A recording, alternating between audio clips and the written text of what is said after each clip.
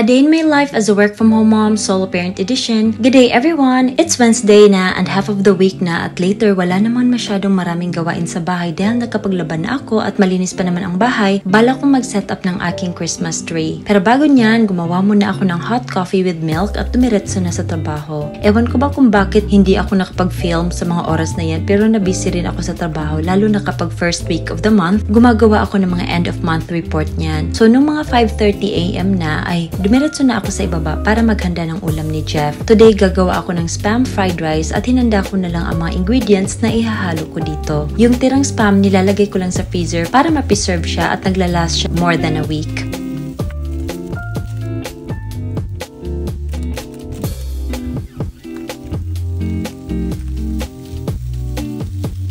Habang sa agahan naman niya, nag-toast lang ako ng sliced bread, then nilagyan ng Nutella at naghanda rin ako ng gatas.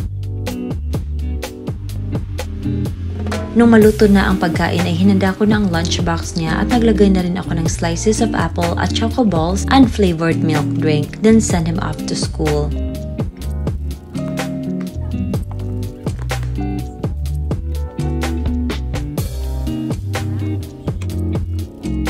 Aba, akalain ko ba naman na half day na naman para sila Jeff today kaya I picked him up after the class at nahihiya pa siya sa camera. Nireheat ko na lang ang spam fried rice niya at sabay na kaming kumain. Nireheat ko na rin ang sarsyadong isda na niluto ko at sabay na kami nag-lunch dito sa bahay.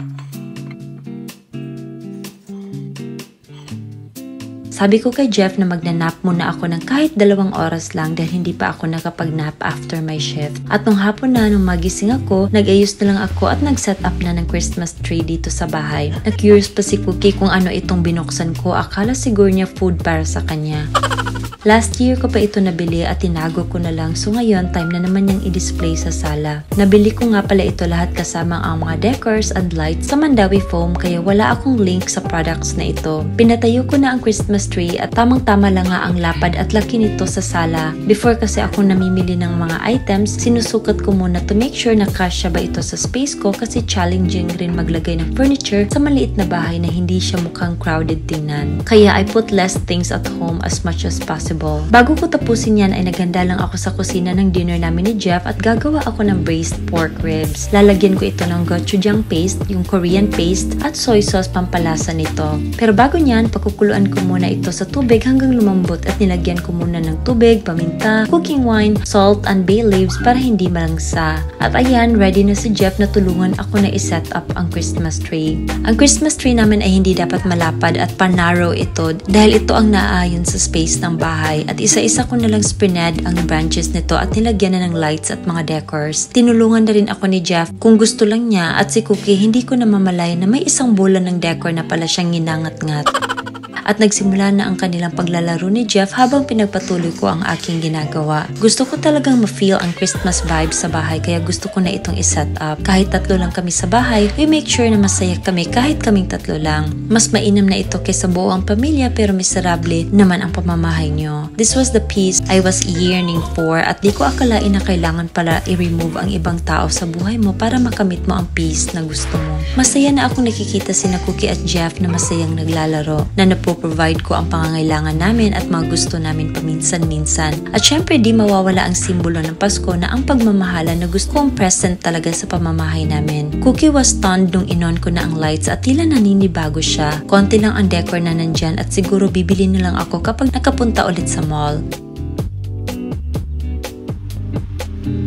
Napagod na si Cookie sa kakalaro at tamang-tama naman na pagkatapos ko ay siya rin pagkalambot ng pork ribs. Gumawa na lang rin ako ng sauce dito at ilalagay ko na lang ito sa other mini vlog ang ingredients. Gusto ko rin talaga itong gochujang paste kasi medyo maanghang ito at si Cookie nakaabang lang sa akin habang nagluluto ako. Behave na dahil napagod sa laro.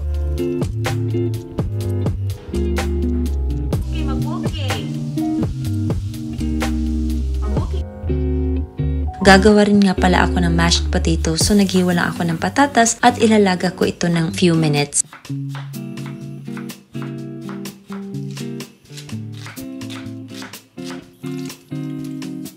Nagsuti lang ako ng onion at garlic, then added the pork ribs and the sauce, then nilagyan ng konting tubig and let it simmer for a few minutes hanggang sasabay na itong maluto sa patatas na pinakuluan ko. Tinimplahan ko na agad ang mashed potatoes and served our dinner.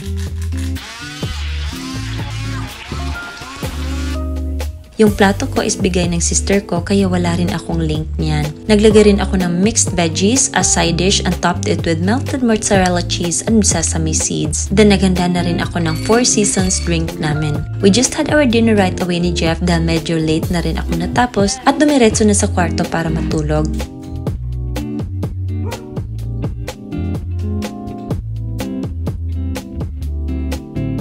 Nabasa ko nga pala yung questions niyo about sa product na ginamit ko to heal my acne and I will share it soon in my next vlog. Yan lang muna and thank you so much for watching. Bye!